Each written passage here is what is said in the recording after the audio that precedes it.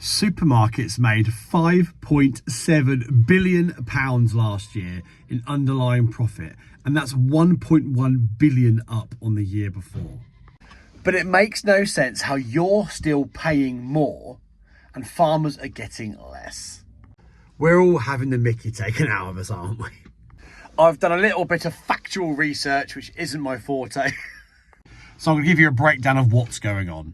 All whilst I get the animals sorted in the freezing cold. Yeah, I've even got a hat on. You know it's cold when I'm wrapped up, but I'm still wearing shorts. All of the figures I'm about to share with you come from published annual reports and accounts. It's not stuff I've plucked out of the air. This is all available online. And they hope you don't read it.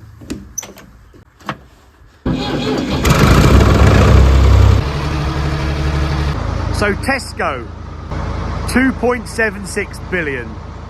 Sainsbury's, 966 million. Asda, 1.08 billion. Morrisons, 970 million. All in Great British pounds.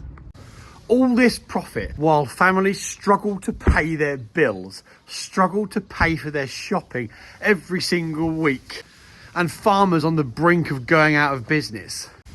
Just 1% of that profit. Could you imagine the difference it could make to society?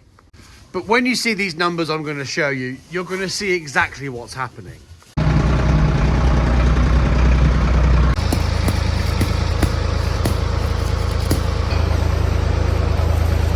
So in recent financial years, the big supermarkets combined have made £5.7 billion profit.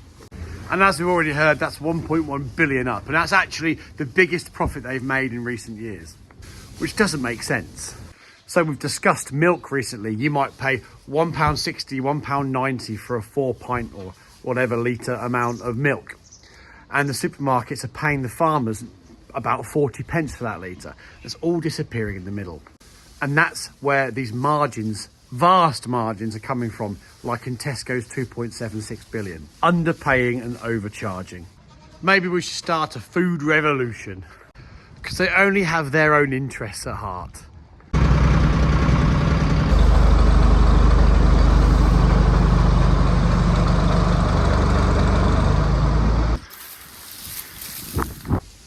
They're a bit excited by the straw. Yes, the supermarkets might not make a huge margin, but they make tons on the scale. They're not helping us. They are selling vast quantities. They act like they're providing us with a service, and they're really not. You've all expressed that you want quality British meat, premium British meat, while Asda's earnings are up 24%, and they're still intent on pulling in imports from abroad, weakening our farming industry here and cheapening the food that you want to buy for a high margin.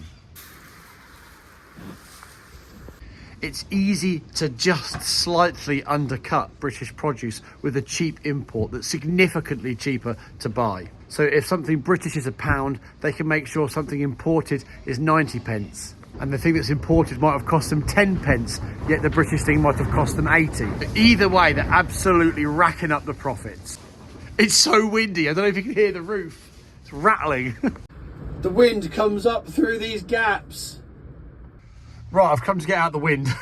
So you're effectively paying a premium price for imported products, and supermarkets are cashing in on the difference. And here's another way they might maximise profits. Delayed payments.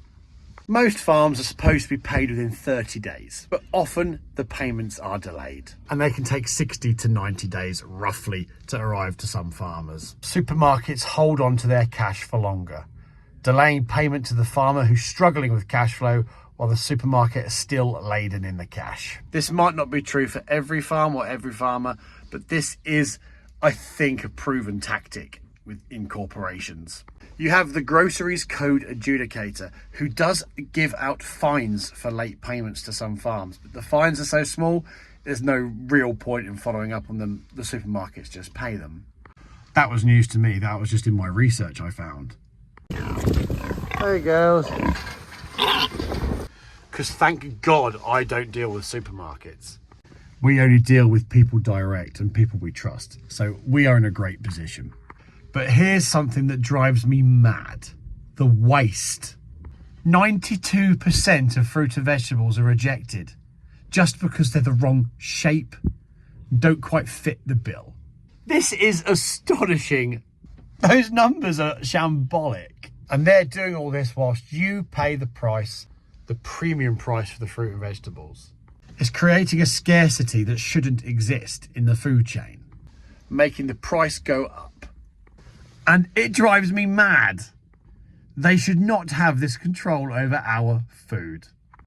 You could argue they're creating market demand to push the price up. Now, yes, maybe that's a bit clickbaity, but let's say they are, because I don't like supermarkets. So I'll finish off.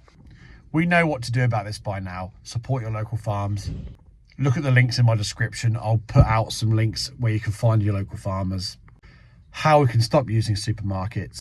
How we can stop being taken the mickey out of by supermarkets. Because it's not right that we struggle every day and we work every single day of our lives to earn nothing while these corporations hold all the cards. What's more, you can subscribe. If you haven't watched my channel before and you've just stumbled across this, thank you so much. Hit that subscribe button. I do so much of this content: farming, consumer-based, farmer-based, exposés, what else? I have a joke and a laugh as well. I want to bring food issues to the consumer, bring it to light so we can all get a much better idea of what's going into our food. So if you haven't already, hit that button, check out the links. I've also got memberships in here too, where we can do exclusive content and you have a better access and route to me. And I do different videos just for members, as well as coming soon, we'll have merchandise and different discount codes, etc. So keep farming, keep out the supermarkets and keep spreading the word. And get rid of these supermarkets for good.